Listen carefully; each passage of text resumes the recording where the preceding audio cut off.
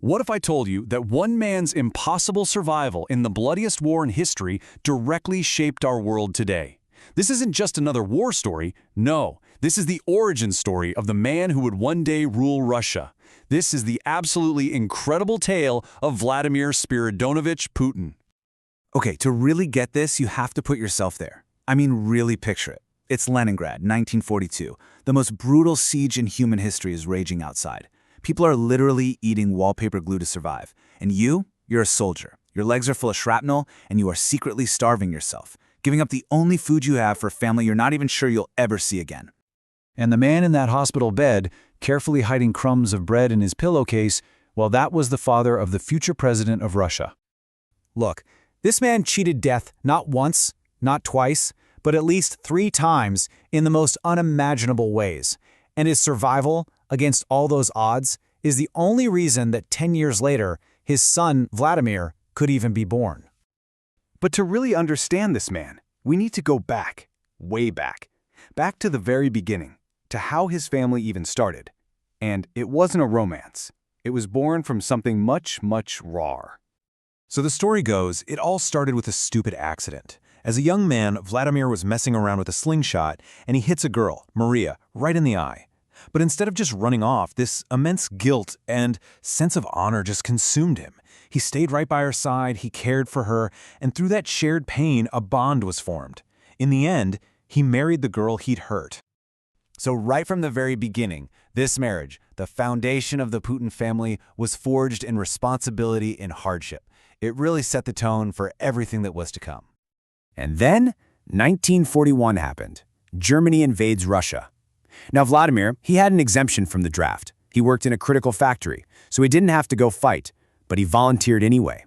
He joined a special NKVD destruction battalion, and this is where his unbelievable dance with death truly began. So his unit, just 28 guys, they get sent deep behind enemy lines to cause chaos, to commit sabotage, but they're betrayed by locals. They're ambushed in a forest, and suddenly German soldiers with dogs are hunting them down, one by one.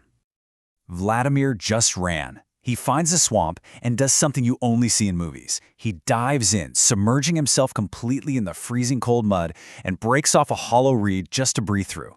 And for hours, he just lays there, listening to the German boots splashing in the water literally feet away from him, the dogs sniffing the air. Of the 28 men who went on that mission, only 4 came back. He learned a brutal, brutal lesson that day. When you're cornered, you don't fight, and you definitely don't surrender. You disappear. You'd think after surviving that, he'd get a break, right? Nope, surviving that ordeal only earned him a ticket to an even worse kind of hell. He was transferred to a place called the Nevsky Pyatatcha. They called it the meat grinder, and they didn't call it that for nothing. Just let this sink in. It was a tiny patch of land where the average soldier was expected to live for just over 2 days, 52 hours. Vladimir Putin's father fought there for months. His luck finally ran out during a mission to capture a German officer. A grenade goes off, shrapnel just tears through both of his legs. He's crippled, bleeding out on the frozen Neva River, totally unable to move. He was just waiting to die. And then, a 1 in a million miracle. Another soldier, who just happened to be his old neighbor from back in Leningrad, crawls over to him.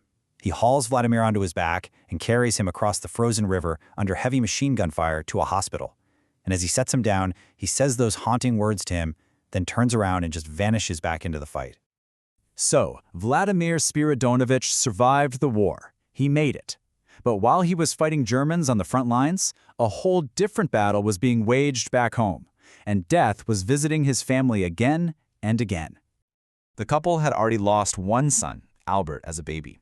Their second son, Victor, was just 2 years old during the siege. This was the son Vladimir was starving himself for in the hospital. But it wasn't enough.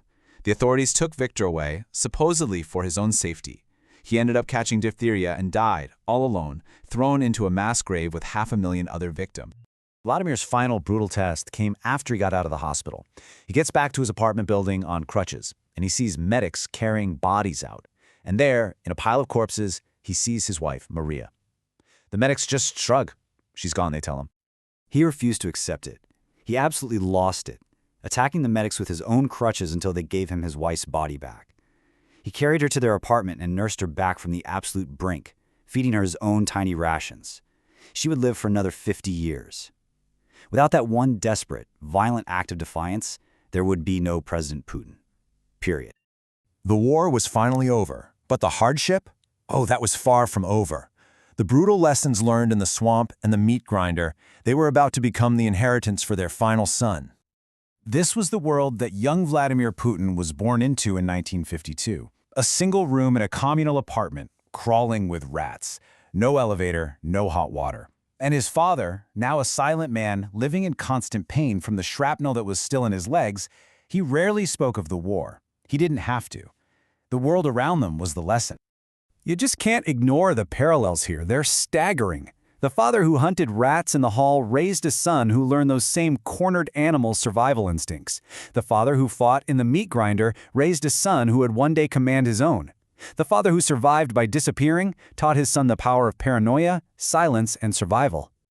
And then you have this postscript to the story, which is just, it's almost hard to believe.